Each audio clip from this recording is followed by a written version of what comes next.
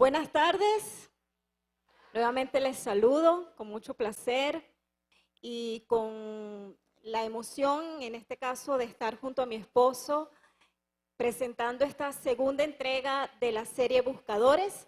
Y quiero que me acompañen a recibir con un fuerte aplauso a nuestros amigos y hermanos que están conectados en la sede de la 48, en todas nuestras otras sedes y como también aquellos que nos van a mirar por nuestro canal en YouTube. A todos les damos la más cordial bienvenida.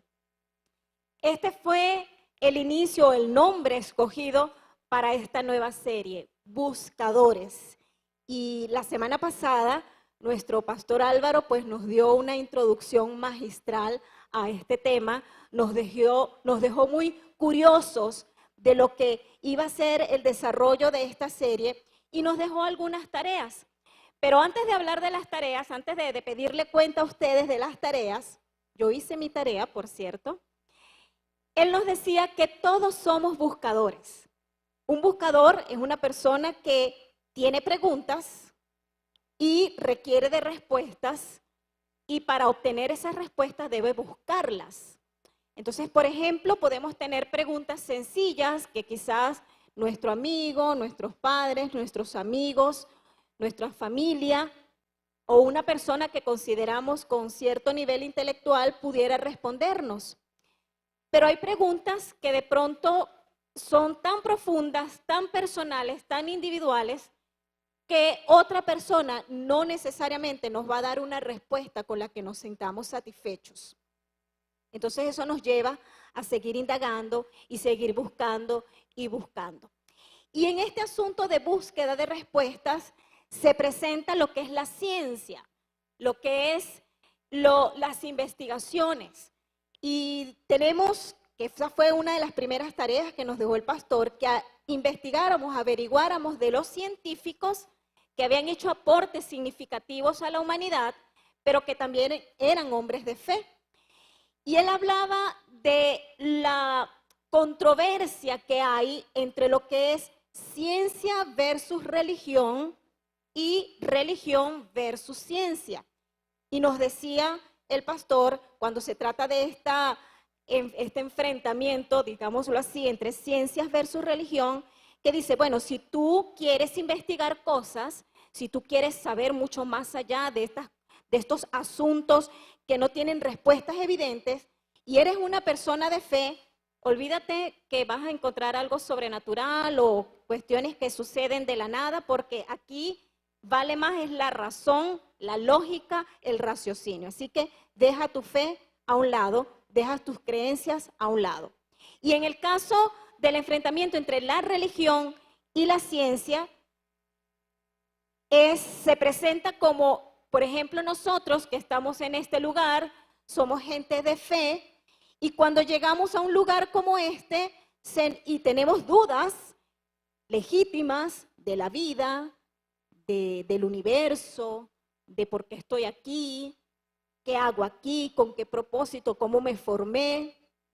Entonces, cuando llegas a la puerta, y me gustó mucho esa analogía que el pastor daba, que decía, bueno, entra, aquí podemos tener respuestas para ti, pero esas preguntas, o mejor dicho, deja tu cerebro en la puerta y entra aquí solo creyendo. Todo lo que te digamos lo tienes que creer. Entonces, hay como para los que quizás tenemos esas preguntas profundas, entramos en una disyuntiva, pero bueno, o sea, si yo tengo mis dudas. Y el pastor nos decía esto, la fe no requiere un sacrificio del intelecto, no requiere que tú dejes de hacerte preguntas, más bien la fe te ayudará a desarrollar el intelecto. Y cuando se trata de asuntos de investigación y esto de desarrollar el intelecto, recordaba una experiencia personal muy particular, porque yo nací en un hogar cristiano y me identifico con ser una persona de fe sencilla. ¿Recuerdan? Al final de la semana pasada el pastor decía, si tú eres un hombre o una mujer que no te haces este tipo de preguntas, te encontrarás con algunas personas que sí te las van a hacer ¿y qué les vas a responder? Y él decía, probablemente seas una persona de fe sencilla. Esa frase me quedó y yo reflexionaba y digo, bueno, yo soy una persona de fe sencilla. Yo nací en un hogar cristiano y sé de Dios desde muy pequeñita. Y para mí no fue un problema creer todo lo que en las clases, en las historias bíblicas me contaban acerca de Dios, de los personajes, de los lugares, de los milagros. Y así crecí. Sin embargo, en el desarrollo de mi vida y por la profesión que tengo, me ha tocado hacer trabajos de investigación. Y si bien no soy una científica, porque tampoco es que ando con bata blanca por allí, con los pelos espelucados, ¿verdad? Pero me ha gustado estudiar y he hecho trabajos de investigación y recientemente terminé uno muy interesante, de mucha profundidad científica, y empezaron a surgir las preguntas. Después de mucho tiempo, creyendo siempre, empezaron a surgir las preguntas.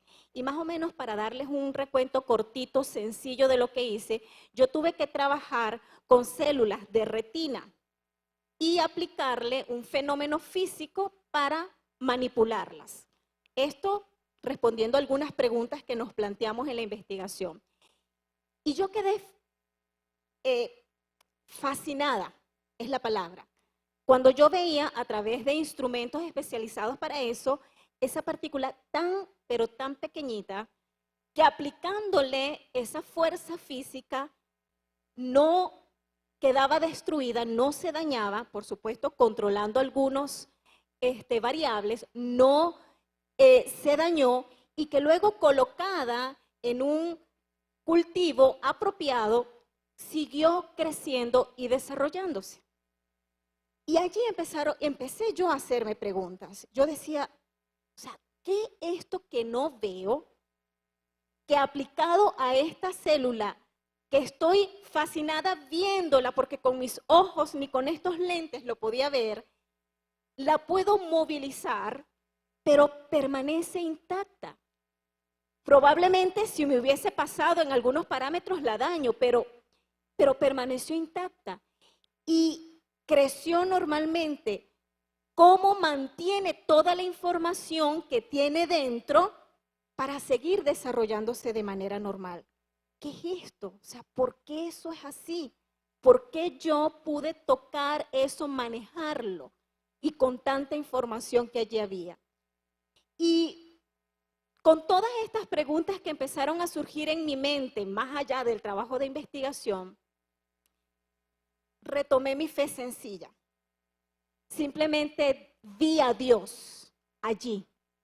Vi a Dios como el diseñador de esa pequeña célula, de una parte del cuerpo, que tiene toda la información para seguir siendo ella, la célula de la retina, crecer y poder aportar a lo que puede ser la ciencia, la tecnología, mejorar la calidad de vida de las personas. Vi a Dios allí. Vi a Dios en medio de ese proceso de experimentación. Entonces, yo busqué respuestas a mi problema planteado en mi investigación. Y al buscar respuestas, si desechamos la fe, nos van a faltar muchas respuestas. Si buscamos respuestas a muchas cosas, nada más ubicándonos en la ciencia, vamos a quedar con muchos vacíos que no van a ser respondidos. Esto sí la desechamos, pero si la podemos adoptar, probablemente muchas otras preguntas pueden ser contestadas. Y más o menos esa fue mi experiencia. Yo, a diferencia de mi esposa, crecí en una familia donde no teníamos una fe muy arraigada, aunque pues, nos identificábamos con la iglesia tradicional. Y durante mi adolescencia comencé a hacerme preguntas. Y me preguntaba, ¿acaso Dios realmente existe? Me preguntaba, ¿y quién soy yo? ¿Qué hago yo aquí en la tierra? ¿Cuál es mi función? ¿Cuál es mi papel aquí? No sé si alguno de ustedes en su adolescencia o en su juventud temprana se llegaron a hacer esas preguntas. Algunos se han identificado con esas preguntas. Son preguntas que después he escuchado a algunos especialistas decir, es normal que todos los adolescentes buscando identidad se pregunten cosas como esa. Y cuando yo llego a la universidad, tuve la oportunidad de conocer algunas personas de fe, algunas personas que tenían principios bien fundamentados en la fe y pudimos compartir algunas experiencias. De allí, pues, me nació la inquietud de buscar. Me convertí en un buscador, pero en esta vez un buscador de Dios. Y traté de entender y conocer qué era lo que se decía acerca de Dios. Afortunadamente, en esos primeros años de fe, puedo decirlo así, no conseguí ningún profesor que me desafiara completamente en la fe. Al contrario, el único que se atrevió a acercarnos a nosotros, más bien nos preguntaba, ¿por qué creen eso? ¿Qué es lo que ustedes creen? ¿Por qué se basan en esa escritura para explicar esto o aquello? Y bueno, allí pudimos expresar algunos argumentos. Pero en la ciencia normalmente, cuando uno estudia algún fenómeno, lo estudia en el presente, porque la ciencia se basa en observación y experimentación. Y solo en el presente podemos observar y experimentar. En el pasado no podemos hacer eso. Quizás en el pasado solamente podemos buscar evidencias de lo que pudo haber ocurrido. Y quizás imaginarnos o hacer algunas inferencias de qué pudo haber ocurrido. Igual en el futuro. Para el futuro, pues, menos podemos hacer pruebas y solo podemos presuponer qué pudiera ocurrir si seguimos haciendo esto o si seguimos haciendo aquello. Yo no sé si ustedes han visto un programa de televisión que se llama CSI. ¿Algunos lo han visto? En español se llama Escena del Crimen. Así sí lo escucharon, así sí lo conocen. Ese programa disfrutaba de verlo junto con mi hija, al punto tal de que ella dijo, papá, quiero estudiar criminología. ¡Wow! ¿Dónde se estudiará eso? Afortunadamente, pues cambió de idea y ya inició su carrera en la universidad. Pero cuando vemos esa serie, realmente lo que identificamos es que se trata de investigadores forenses que tratan de estudiar las evidencias para más o menos predecir o presuponer qué pudo haber ocurrido. Y eso fue algo que también nos dijo el pastor Álvaro.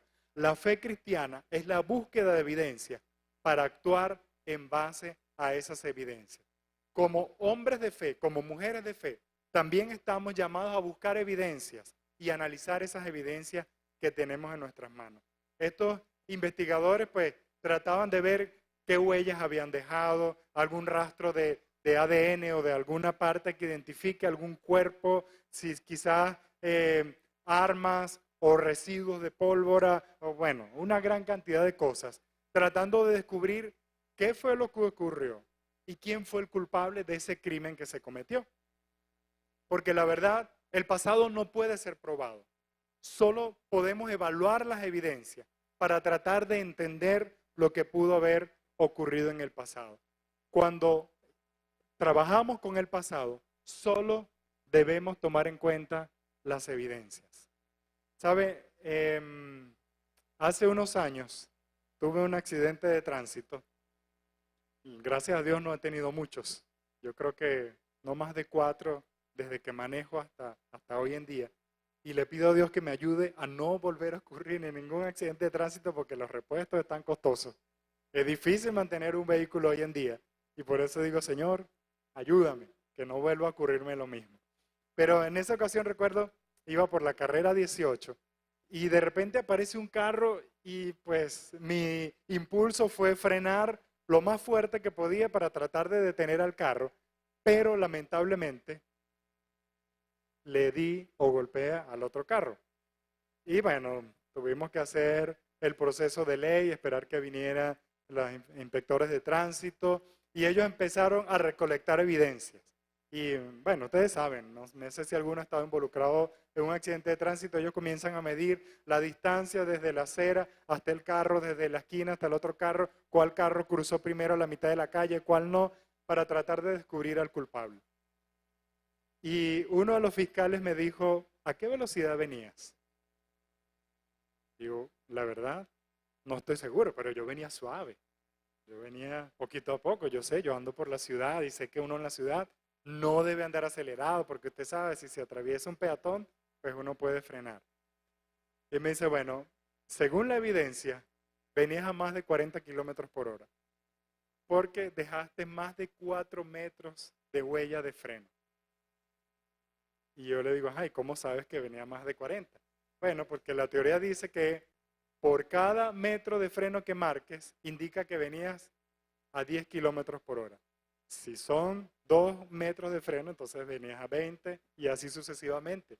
Número de frenos, número de metros de frenada se multiplica por 10 para más o menos determinar la velocidad.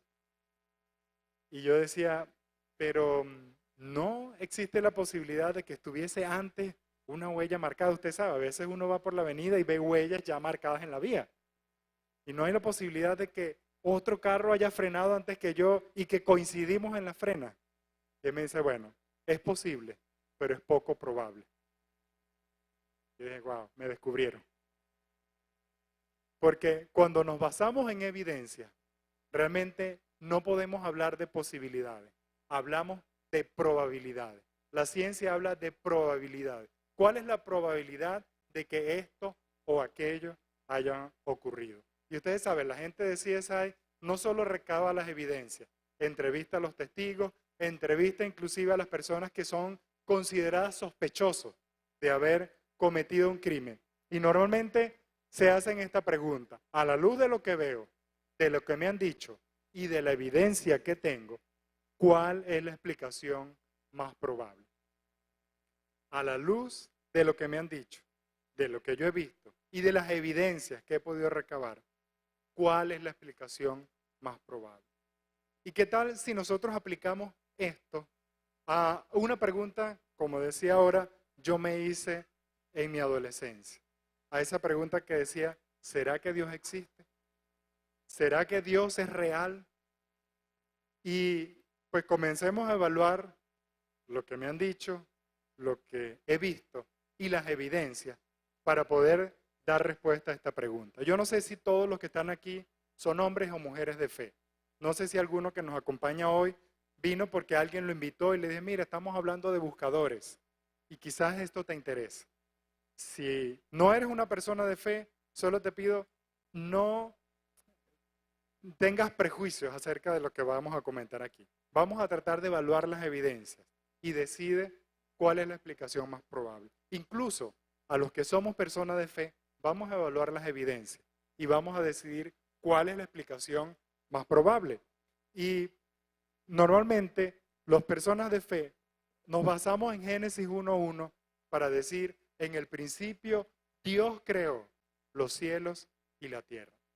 Y la verdad que este texto bíblico no pone en tela de juicio la existencia de Dios. La verdad es que da por sentado que Dios existe y que en algún momento del tiempo de Dios, Él creó los cielos y la tierra. Lo único que dice es que los cielos y la tierra tuvieron un inicio. Ya Dios existía y creó los cielos y la tierra. Para las personas que no son de fe es difícil considerar esto como una verdad, porque normalmente las personas que no son de fe no creen en lo sobrenatural. Y para creer que Dios fue el autor, el diseñador del cielo y la tierra, necesitamos creer en algo sobrenatural. Pero muchas personas de fe desechan esto simplemente por un prejuicio, por decir, no creo en lo sobrenatural. ¿Y acaso algo no existe porque yo no lo vea? Hay cosas que aunque yo no las vea, existen. Y pudiéramos considerar la posibilidad de que lo sobrenatural exista. Pero, ¿qué es lo que yo veo? ¿Qué es lo que puedo ver? Yo puedo ver, por ejemplo, como esta imagen, la Tierra, la Luna y el Sol.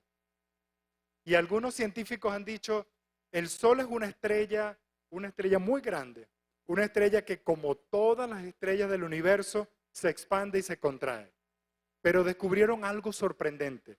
El Sol no se expande más allá de lo necesario, ni se contrae más allá de lo necesario, porque si no, la vida en la Tierra terminaría por completo. Si el Sol se expandiera mucho, todo se quemara. Si el Sol se contrajera mucho, todo se congelara. Y la verdad es que la Tierra tiene un equilibrio con respecto al Sol. Está ubicada a la distancia exacta para que pueda ocurrir la vida en la Tierra. Y basado en esas evidencias, uno dice, bueno, ¿cuál es la explicación más probable? ¿Por qué el sistema, el universo funciona con una medida tan exacta, tan preciso, que la Tierra está en la posición adecuada, el Sol está a la distancia adecuada e inclusive la Luna está a una distancia adecuada? La Luna, sabemos, gira alrededor de la Tierra y la Luna mantiene estable la posición de la Tierra para que no esté oscilando indiscriminadamente, pero también la Luna mantiene a raya al mar. Ustedes saben, nos lo enseñaron en la escuela, la Luna controla las mareas. Y si la Luna se moviera un poquitico más lejos, realmente tendríamos un desastre en la Tierra. O inclusive si la Luna se acercara mucho, la Tierra sería un desastre. Y uno, basado en estas evidencias, puede pensar, ¿qué es lo más probable que haya ocurrido? ¿Las cosas surgieron espontáneamente o realmente hay un creador detrás de todo el universo? Y cuando uno habla de precisión, normalmente piensa, hay un ser inteligente que dio vida o que dio inicio a todo nuestro sistema solar. ¿Qué pregunta hay en tu mente? ¿Qué pregunta tienes sin responder basado en estas evidencias? ¿Existe un creador o todo se originó de la nada, como nos enseñaban en la escuela? Y teniendo la oportunidad de trabajar en la universidad con una materia que imparto, que se llama Comunicaciones vía Satélite, he necesitado involucrarme con la vida de algunos científicos y con el trabajo que ellos hicieron. Es decir, que hice la tarea que el pastor dejó la semana pasada. Busqué algunos científicos, identifiqué cuáles de ellos eran hombres de fe. Los primeros 4 son reconocidos como hombres de fe. Y comienzo mencionando a Nicolás Copérnico. Nicolás Copérnico fue un hombre que fue en contra de lo que se creía en su época. En su época se creía que la Tierra era el centro del universo y que el Sol giraba alrededor de la Tierra.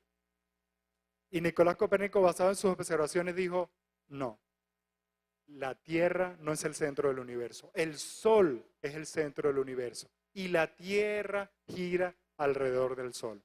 Lamentablemente, él fue encerrado por sus creencias y fue restringido a lo que hoy conocemos como casa por cárcel. Sin embargo, sus ideas siguieron propagándose y otro científico llamado Galileo Galilei inventó el telescopio y con el telescopio empezó a observar la luna y los planetas que en ese momento eran conocidos, evidencias de que hay un sistema solar que funciona y de alguna manera comprobó las teorías de Copérnico. Y uno de mis científicos preferidos, Johannes Kepler, era un hombre de fe. Era un hombre que estudiaba en un instituto teológico, pero en ese tiempo no solo se estudiaba la fe, se estudiaba física, matemática y astronomía, y realmente era un hombre dedicado a las ciencias, pero también dedicado a la fe. Y en una oferta que le hicieron en una universidad, abandonó el seminario para impartir clases. Y él realmente, por ser un hombre de fe, trataba de explicar cómo funciona el universo. Y él trataba de entender qué era lo que Dios había creado. Y él pensaba, la Tierra se mueve en un círculo alrededor del Sol. Y la verdad, cuando empezó a sacar cuentas, asociándose con otros científicos, lo que terminó descubriendo es que la Tierra se mueve alrededor del Sol en una forma elíptica. Y sacó lo que conocemos como la primera ley de Kepler. La Tierra se mueve alrededor del Sol describiendo una elipse con el Sol en el foco. Y es la teoría que usamos en mi materia para enseñar cómo un satélite puede estar en órbita. Y si creemos y sabemos que los satélites pueden estar en órbita, pues también creemos y sabemos que los planetas giran alrededor del Sol describiendo una elipse como lo probó Kepler. Luego tenemos a Isaac Newton. Newton es quizás recordado por algunos como ese científico que estaba sentado debajo de una mata de manzanas y le cayó una manzana en la cabeza. ¿Alguno vio esa ilustración alguna vez en un libro? César estudió el mismo libro que yo. Y algunos decían, bueno, cuando le cayó esa manzana, él empezó a pensar, bueno, ¿por qué esa manzana cayó para abajo y no cayó para arriba? Y empezó a pensar, bueno, hay una fuerza de atracción de la Tierra sobre las cosas que hacen que las cosas caigan al piso. Y él luego proyectó esos conocimientos hacia el sistema solar y dijo, los planetas se atraen los unos a los otros y esa atracción hace que se mantengan a cierta distancia. Empezó a descubrir cómo funciona nuestro sistema solar. Empezó a descubrir, como dijo un científico también, los pensamientos de Dios. Y luego tenemos a un científico quizás el más conocido de nuestra época, Albert Einstein. Albert Einstein asoció la energía, la materia y la velocidad de la luz. Y él dijo, las cosas en el universo se mueven a la velocidad de la luz. Es la máxima velocidad a la que algo se puede mover. Y basado en esa teoría, Edwin Hubble dijo, bueno, yo he visto, decía Hubble, que el universo se está como expandiendo. Porque cuando hago mediciones de una galaxia hacia la Tierra, veo que la distancia va aumentando. Y entonces, basado en esas observaciones, algunos dijeron, bueno, si el universo se va expandiendo, se va alejando, va creciendo, es porque en algún momento el universo estuvo todo junto. El universo estuvo en un principio, en un solo lugar. Y allí es donde los hombres que no son de fe no consiguen respuesta. Porque dicen, si eso estaba todo junto en un solo lugar, ¿cómo hizo para avanzar? Es más, los científicos dicen, si ese movimiento del universo fuese una pequeña milésima de milímetro movida o se hubiese movido un poquitico, nada de lo que existe hubiese existido. Y realmente es una teoría muy interesante. E inclusive, basado en esas mediciones tan exactas, todavía se pregunta, ¿qué fue lo que hizo que el universo se generara? Entonces alguien, burlándose de la teoría del Big Bang, dijo, eso seguro fue una explosión que ocurrió. Y de allí, pues tomaron la idea y surgió lo que se conoce la teoría del Big Bang. La teoría de que hubo una gran explosión que generó el universo. Porque no podían darle cabida al pensamiento bíblico que dice en Génesis 1:3, entonces Dios dijo que haya luz y hubo luz. Y yo me pregunto, basado en esas evidencias, ¿por qué no creer que el universo se generó por la palabra de Dios? ¿Por qué el universo no se generó por la declaración de Dios? ¿Por qué es preferible creer que el todo surgió de la nada? Justamente porque muchos científicos no tienen cabida en su pensamiento para creer en cosas sobrenaturales y prefieren decir, no existe tal cosa como Dios. El todo surgió de la nada. Y basado en esas evidencias, en lo que te he dicho y en lo que tú conoces, ¿cuál crees tú es la explicación más probable? ¿Que haya un creador o que todo surgió de la nada? ¿Cuál sería tu respuesta?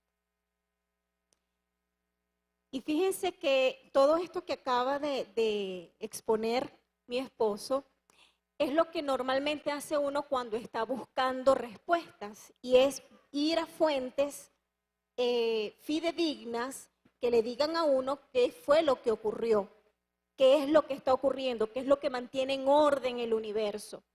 Y si bien es cierto que estos aportes científicos son los que explican físicamente lo que ocurre, una fuente legítima también donde uno puede buscar información es la Biblia, porque la Biblia es reconocida como un libro importante, un libro de autoridad, y no porque lo digamos nosotros los que estamos acá en la Biblia, sino que la historia evidencia la veracidad de la Biblia y lo que otros historiadores han calificado este gran libro. Entonces, ya buscamos información a través de la ciencia, busquemos información de lo que dice la Biblia en relación a la creación. Y como les decía, que nunca me había hecho preguntas en relación a Dios, después de la experiencia que les conté de mi trabajo de investigación, empecé a ser intencional en ver las cosas que estaban a mi alrededor con detalle, en ver lo que estaba a mi alrededor, la naturaleza, con ojos más agudos, para ver lo maravilloso, lo perfecto, lo exacto, que es todo lo que está a nuestro alrededor. Y por ejemplo, les digo que en las tardes, cuando voy de regreso a mi casa, yendo hacia el oeste y veo el atardecer desde mi carro, yo me deleito en el ocaso, me deleito en los crepúsculos. Recuerden que somos la ciudad crepuscular de Venezuela y somos distinguidos justamente por ese fenómeno natural que podemos observar. Antes yo no le prestaba atención a eso. Para mí era regresar a la casa, llegar, encerrarme, hacer lo que tenía que hacer. Pero ahora he sido intencional en disfrutarlo. Al igual como los amaneceres. En la mañana, en vez de pararme únicamente a hacer lo que tengo que hacer, he tomado tiempo para salir fuera de mi casa al patio y ver cómo se van apareciendo los rayos de luz y toda esa gama de colores que en ocasiones se ve en el amanecer. O no sé si a ustedes les ha pasado, pero igual lo he hecho cuando voy hacia la playa, que usted va en la lancha que lo lleva hasta las islas y observa el horizonte y ve la línea divisoria entre el mar y el cielo. Hay una parte siempre cuando usted va a esos cayos que están lejanos donde no se ve nada más que mar y cielo. Y uno le pareciera que eso es infinito, que eso es muy grande, pero la verdad es que tiene una medida. Si nosotros, siendo tan pequeños, vemos eso infinito, imagínense la grandeza de Dios que no tiene límites. Cuando vemos ese oleaje, cuando estamos regresando de la isla, que nos asusta, ese movimiento del mar, esa fuerza, eso es fascinante, disfrutarlo, verlo, experimentarlo y pensar, ¿qué es todo esto? ¿Por qué admiro esta belleza? ¿Qué puedo ver más allá de lo que están delante de mis ojos? Y cuando vamos a la Biblia, justamente buscando esas evidencias, el Salmo 104, 24 dice, oh Señor, cuánta variedad has creado. Las hiciste todas con tu sabiduría. La tierra está repleta de tus criaturas. No es solo el lugar donde vivimos, es todo lo que vive en este lugar. Y la misma palabra de Dios dice, las hiciste todas con tu sabiduría. Sabiduría, inteligencia, diseño perfecto, lugar preciso, sin más ni menos, todo creado a la perfección. Y en el Salmo 19:1 es justamente en el que pienso, porque hay muchas canciones basadas en este primer versículo. Los cielos proclaman la gloria de Dios. Yo me he dedicado a ver la gloria de Dios en el ocaso, la gloria de Dios en el amanecer, la gloria de Dios cuando voy al mar, la gloria de Dios cuando puedo ir a la montaña, la gloria de Dios cuando estoy en mi jardín. Y el firmamento despliega la destreza de sus manos. Las personas que son manuales, que saben hacer manualidades, saben que de algo que no tiene forma, pueden darle luego forma y ser bellas, ser hermosas, otros poder disfrutar de ellas. Eso hizo Dios. Él hizo el firmamento y el firmamento muestra la destreza de la mano de Dios. Amén.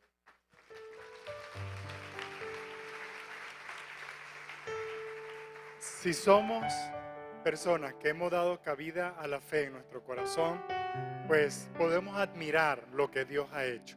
Pero aquellos que todavía dudan, yo quiero referir a lo que el apóstol Pablo habla en Romanos capítulo 1, verso 19. Dice, ellos conocen la verdad acerca de Dios porque Él se la ha hecho evidente. Como decía mi esposa, a través de la creación podemos ver la evidencia de un Dios vivo, de un Dios real, de un Dios que ha creado todo lo que existe con un propósito, darse a conocer. Él quiere que tú lo conozcas y Él se te ha mostrado y se te muestra a través de la naturaleza. Esa es la revelación general de Dios. Y el apóstol Pablo sigue diciendo, pues desde la creación del mundo, todos han visto los cielos y la tierra. Todos hemos admirado la creación de Dios. todos hemos admirado lo que Él ha hecho y hemos disfrutado toda esa creación. Y dice también, por medio de todo lo que Dios hizo, ellos pueden ver a simple vista las cualidades invisibles de Dios, su poder eterno y su naturaleza divina. No necesitamos un telescopio para ver el universo. No necesitamos un microscopio para ver lo más pequeño de la creación. Con solo ver lo que tenemos a nuestro alrededor, árboles, montañas, la playa, la naturaleza en general, podemos pensar en el poder de Dios y en su naturaleza divina. Y finalmente dice Pablo, así que no tiene ninguna excusa para no conocer a Dios, porque Dios se nos ha revelado. Dios se nos ha revelado. ¿Y sabes con qué intención? Porque Él quiere tener una relación personal contigo. Dios se ha mostrado a la humanidad a través de su creación porque Él quiere relacionarse contigo. A través de todos estos años, todo lo que Él ha creado es porque Él quiere tener una relación contigo. Lo que Dios busca, lo que preparó durante miles de años, es la forma de establecer una relación con nosotros. ¿Quieres tú aceptar la invitación de Dios a relacionarte con Él? Yo te voy a dejar de tarea que pongas en práctica eso que practicaba mi esposa, de admirar la salida del sol y la puesta del sol. Para algunos que no les gusta levantarse muy temprano, se les va a hacer difícil, pero traten de hacerlo, por lo menos una vez, y admiren la belleza del amanecer. Es más fácil ver el atardecer y disfrutamos los colores variados que tenemos en la ciudad cuando atardece. Y he podido copiar de mi esposa esa inspiración de admirar la naturaleza, de disfrutar de lo que veo en la mañana y con una oración darle gracias a Dios por lo que Él me permite ver, por lo que me permite experimentar. Yo te invito, ¿puedes hacer tú lo mismo esta semana? Admirar la creación de Dios y darle gracias y decirle, Señor, yo sé que tú quieres tener una relación conmigo. Yo también quiero tener una relación contigo. Y decirle, si el universo funciona de una manera tan exacta y tan perfecta, y tú tienes cuidado de todas esas cosas, yo creo que tú también tienes cuidado de mí. Amén.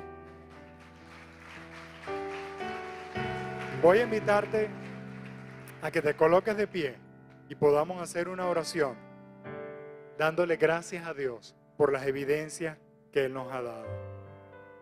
Padre, hoy venimos delante de ti con nuestro corazón agradecido por mostrarnos estas evidencias. Señor, hay cosas que vemos, hay cosas que hemos escuchado y hay cosas que podemos ver la comprobación de ellas, bien sea a través de la ciencia o a través de tu escritura. Pero Señor, de todo esto, lo que podemos concluir es que tú te quieres relacionar con cada uno de nosotros de una manera especial. Tú te has mostrado a toda la humanidad a través de tu creación para decirnos que tú eres un Dios real, un Dios que cuida los detalles, un Dios que está pendiente de que las cosas funcionen con la mejor exactitud posible. Y eso nos dice, podemos confiar en ti, podemos confiar en un Dios que está al cuidado de su creación, podemos confiar en que Él está al cuidado de nosotros. Por eso te pedimos, Señor, enséñanos a verte en medio de la creación, en medio de las maravillas que tú has hecho. Enséñanos a ver tu poder y tu naturaleza divina en el nombre de Jesús. Amén y amén.